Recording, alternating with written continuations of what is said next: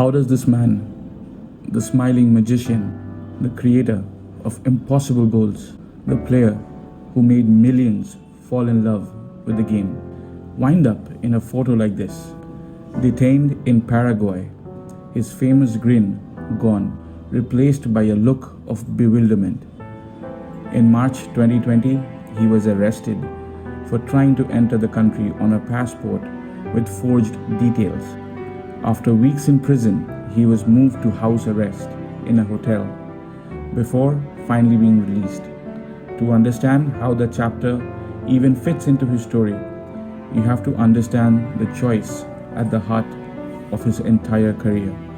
The story of Ronaldinho Gaúcho isn't a simple tragedy of talent lost. It's about a genius who seemed to understand better than anyone that trophies rust and records get broken, but joy is eternal. This isn't just a story of a rise and fall. It's the story of a man who chose to play a different game entirely. Welcome back to the World's Game, where we tell you the stories behind the sport we love. The legend of Ronaldinho begins on the hard courts of Porto Alegre, Brazil, in the tight, frantic world of futsal. Born Ronaldo de Assis Moreira, his first teacher was a small-sided game. Futsal demands creativity and lightning-quick feet, and it became his laboratory for no-look passes and physics-defying dribbles that would later stun the world. He once said, "A lot of the moves I make originate from futsal." But his early life was also marked by tragedy. When he was just 8, he lost his father. Football, already a family passion, became his sanctuary. It was on the court and the street that he forged the smile that would become his trademark, both a shield and a source of his strength. His talent was undeniable, explosive cocktail of futsal craft and Brazilian flair. By the 2002 World Cup, he was ready to unleash it.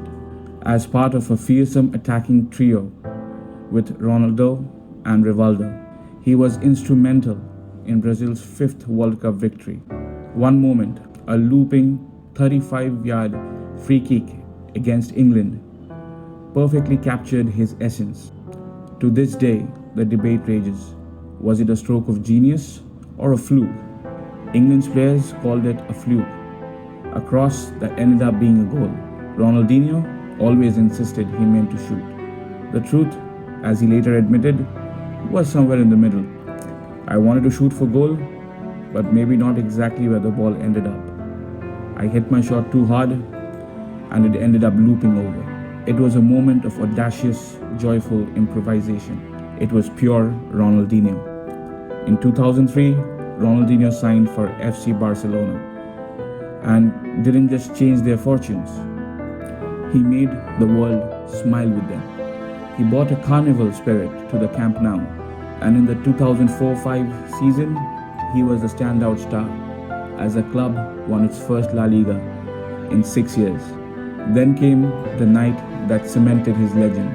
November 19th, 2005, El Clasico, at the home of their bitter rivals, Real Madrid. Ronaldinho was simply untouchable. Twice, he danced through the entire Madrid defense to score, as Barcelona ran out 3-0 winners. After his second goal, the unthinkable happened.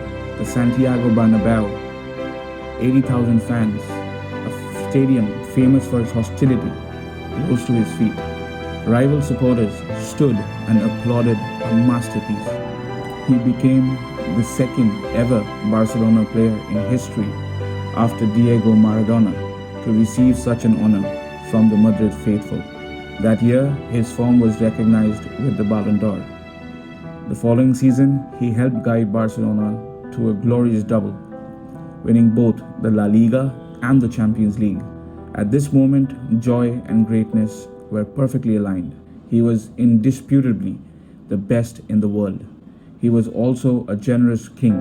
Months earlier, on May 1st, 2005, he provided the assist for a 17-year-old Lionel Messi's first-time goal for the club. a delicate scoop pass that announced the arrival of the heir to his throne. But the peak was brutally short. His focus began to drift. The discipline required to stay at the summit started to clash with the desire for life, for celebration. When Pep Guardiola arrived as manager in 2008, the popular story was that he brutally cast Ronaldinho aside. But Ronaldinho himself disputed this. In a later interview, he recalled the meeting. He said he wanted me in the team to stay because he was counting on me. I appreciated it, but I knew that my cycle at Barca had ended, and I decided to leave. This choice was his. He reportedly turned down a huge offer from Manchester City to join AC Milan instead. To the world, it looked like he was choosing a party over his prime. He was just choosing joy over greatness. The years that followed were seen by many as a slow decline, a cautionary tale of talent squandered. His time at Milan never recaptured his Barcelona peak. He eventually returned home to Brazil, a journey many aging stars make for their final chapter.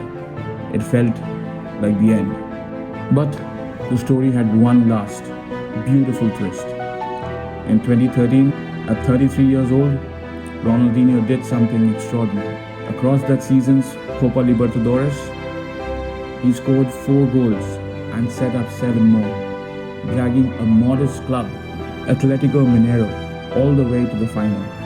When the final itself went to penalties, he stepped up and calmly converted his spot kick, sealing Atletico Mineiro's first ever Copa Libertadores, the biggest prize in South American club football. He wasn't the explosive athlete of his youth anymore, but the magician was still there. The victory made him the only player in history of football to have won the World Cup, the Champions League, the Copa Libertadores, and the Ballon d'Or. Nobody else has the exact set. It proved the joy had never left him. He didn't need the trophies to feel alive. He just needed a ball and a reason to play. So, did Ronaldinho choose joy over greatness? Maybe the question misses the point. For him, they were the same thing. He never chased anyone else's records because that was never his game.